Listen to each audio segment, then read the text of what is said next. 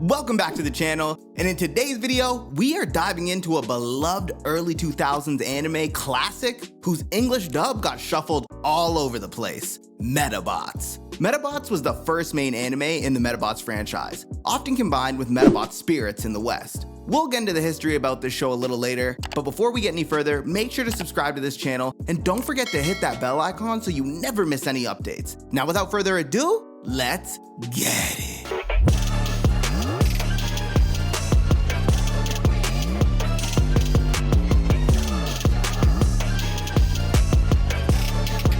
Medabots, known as Medarot in Japan, premiered on TV Tokyo on July 2nd, 1999 and ran until June 30th, 2000. In North America, Nelvana's English dub came out in fall 2001 on Fox Kids, and the network immediately began juggling episodes around. Comedy-heavy stories were pushed forward to hook younger viewers, several two-parters were split up, and a handful of quieter character episodes were held until late season or skipped in some regions altogether. Overseas, it got even messier. Australia's Network 10 received a nearly chronological feed, while the UK's Sci TV aired the dub in an order close to the Japanese list, but got rid of 4 episodes completely. Set in the near future, where kids customize palm-sized metals and titanium tin pets into full-scaling robots, Medabots was crafted first and foremost to spotlight Bandai Tomi's toy line and Natsume's Game Boy RPGs. Some critics felt the anime's tournament focus and slapstick dub edits spoiled the franchise's original sci-fi mystery elements. Unlike other iconic shonen, Medabots was not based on any manga, but originated as a 1997 Game Boy title.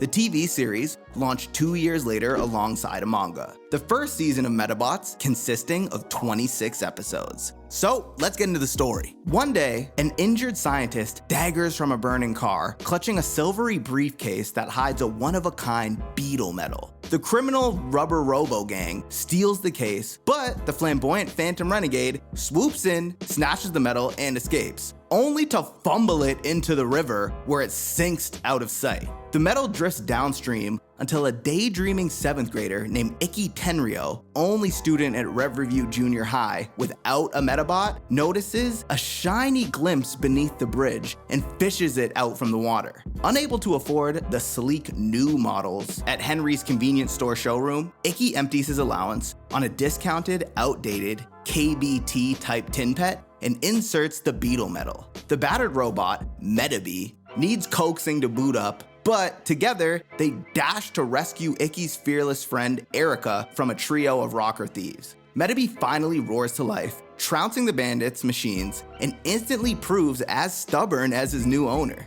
The victory catapults Icky and Metabee into schoolyard stardom, earning them challenges from every corner, including Samantha's Screws gang and her lightning-fast Pepper Cat. Yet, the duo bicker constantly. Metabee obeys Icky's mother more readily than Icky himself, shoots up the schoolyard when teased, and nearly gets expelled for sneaking onto campus. Their fights climax during a student council showdown. Mid-battle, Icky discovers his meta watch is empty because Metabee wandered off with the medal. A desperate chase ends with Henry capturing the rogue robot in a net, and Icky learning that the odd beetle medal might explain his temper. Reunited, the partners combine Icky's quick thinking and Metabee's firepower to douse Peppercat with fountain water and claim their first official row battle part. While Icky wrestles with homework and parents, his strict PE teacher, Coach Mountain, condemns kids who row battle rather than exercise. Fate then forces Icky, Samantha, and the Screws through the coach's brutal obstacle course after they all flunk a test.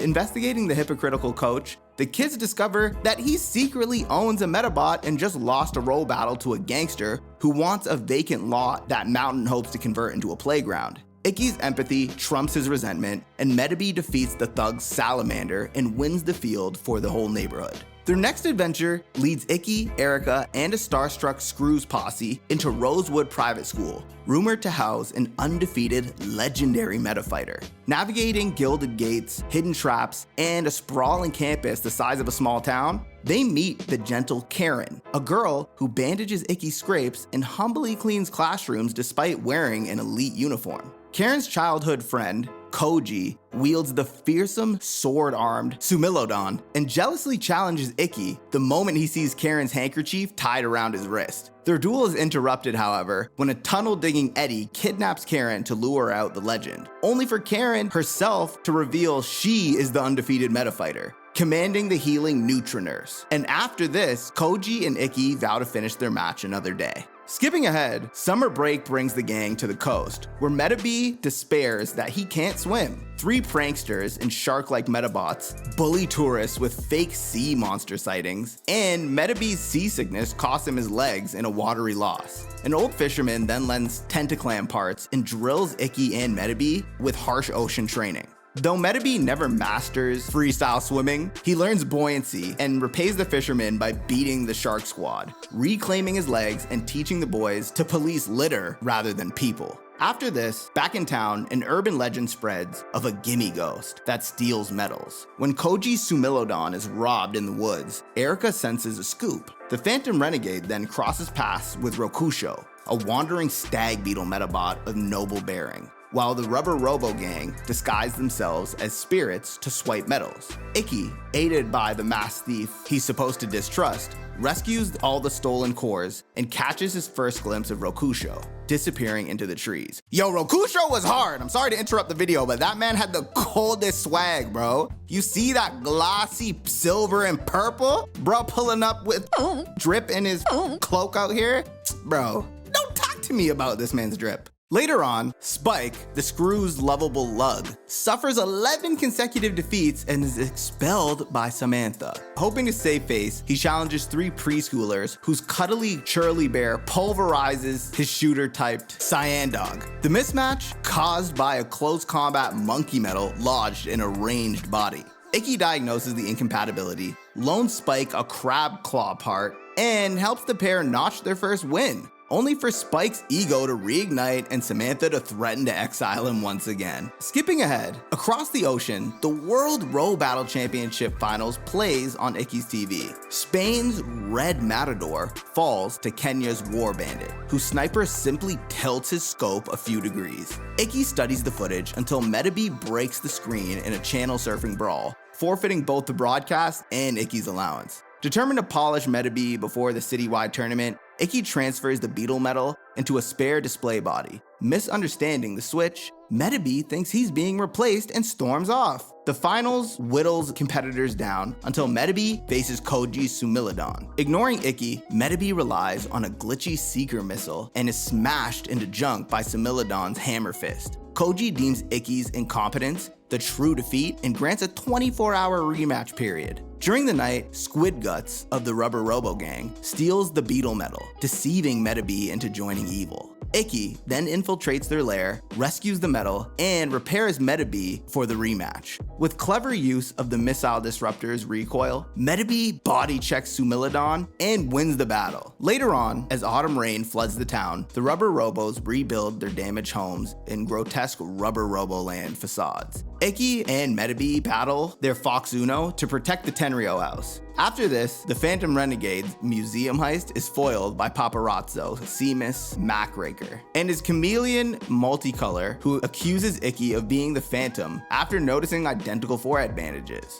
A chase then starts, which ends with Metabee's missiles exposing the real imposter and returning the thief's lost mask. Next, the PTA, led by the stern Mrs. Pimpley, moves to confiscate all school Metabots after the Rubber Robos crush her year's supply of anti-wrinkle cream. Students stage sit-ins, and Samurai, the principal's bot, and Metabee spearhead the resistance. The Rubber Robos then crash the protest with guitar blasting Noctobats, but Rokusho negotiates a single champions duel. Metabee and Samurai stand firm against twin land motors and win by raw strength, proving to the parents that Metabots defend as well as destroy.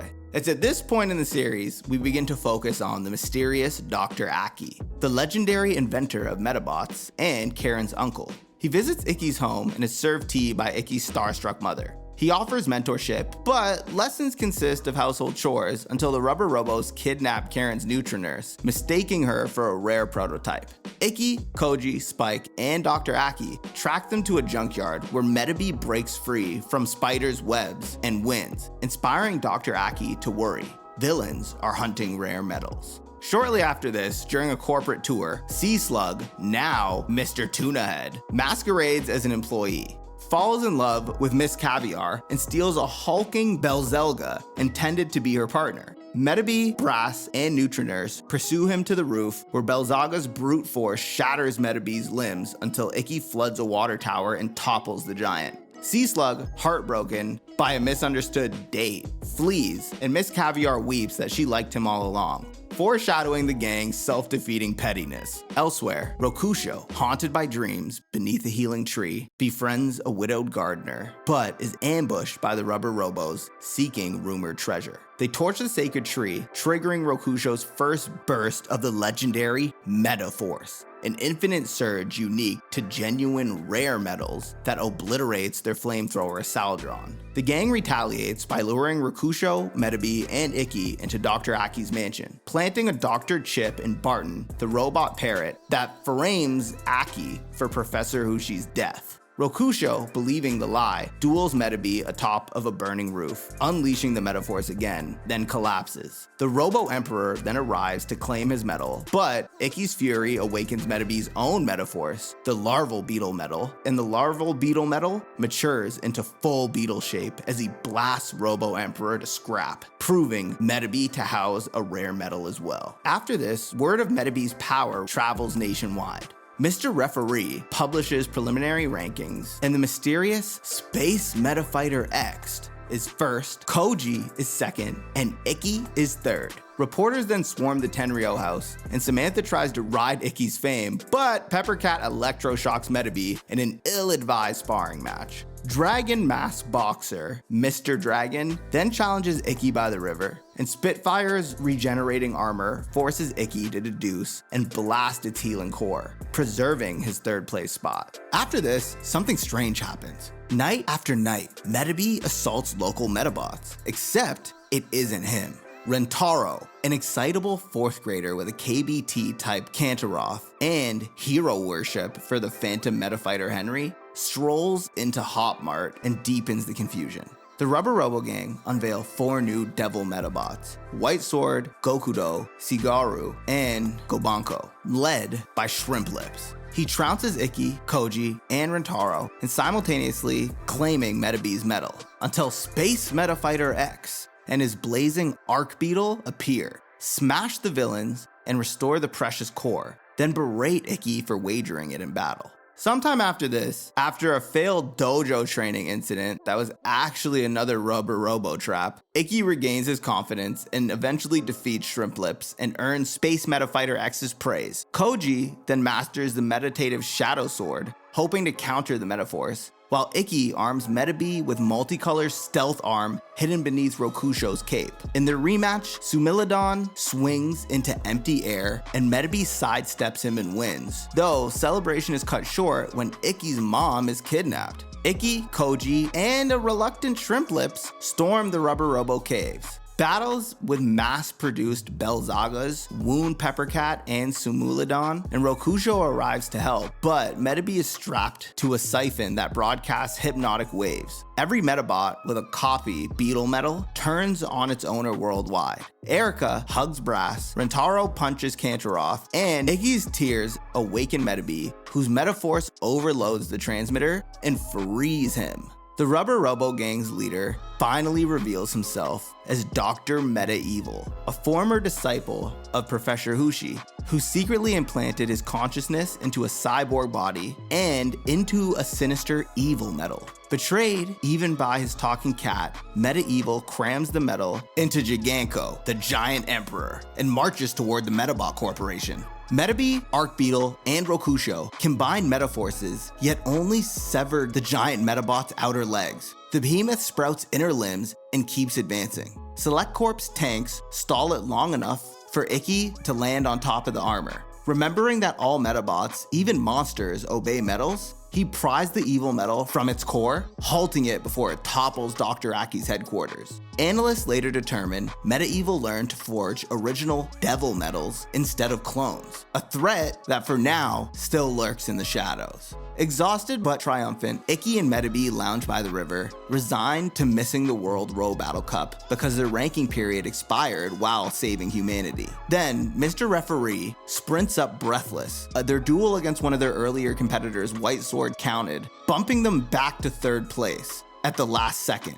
Reporters swarm again, Samantha claims credit as their master coach, and Henry whispers he'll give Icky a discount. And that's the end of Season 1 of Medabots. If you love this video, don't forget to join the membership. Click below for custom badges, exclusive members-only polls, and priority replies to your comments from me. Thanks for watching. Don't forget to slap the like button, shoot subscribe, and slap a medal into the bell icon so you never miss another update. Until next time, peace.